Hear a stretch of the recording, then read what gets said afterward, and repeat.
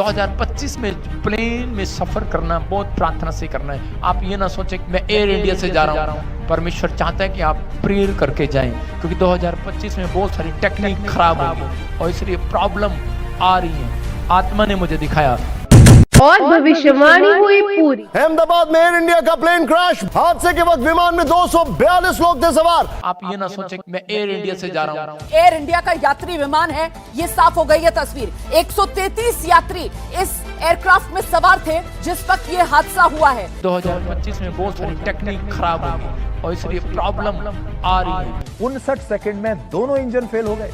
इतनी बड़ी खराबी इस प्लेन में आ गई कि विमान बच नहीं पाया। आप ये ना सोचें कि मैं एयर इंडिया से जा रहा हूँ, क्योंकि 2025 में बहुत सारी टेक्निक खराब होगी और इसलिए प्रॉब्लम आ रही है। आत्मा ने मुझे दिखाया जिस विमान को दुनिया का सबसे सुरक्षित यात्री विमानों में से एक माना जाता था, जिस विमान के सेफ्टी रिकॉर्ड की मिसालें दी जाती हैं कि ये विमान कभी क्रैश नहीं हुआ आज तक, जिस विमान के लिए ये कहा जाता था कि इसका अगर एक इंजन भी फेल हो जाए तो दूसरा इंजन विमान को संभालने में पूरी तरह सक्षम है, वो विमान जो आज तक कभी क्रैश नहीं हुआ, वो आज अहमदाबाद में कैसे क्रैश हो गया, ये सवाल सबके दिमाग में है, जवाब किसी के पास नहीं। टेक ऑफ के बाद विमान के दोनों ही इंजन उसे बचा नहीं पाए। 59 सेकंड में दोनों इंजन फेल हो गए।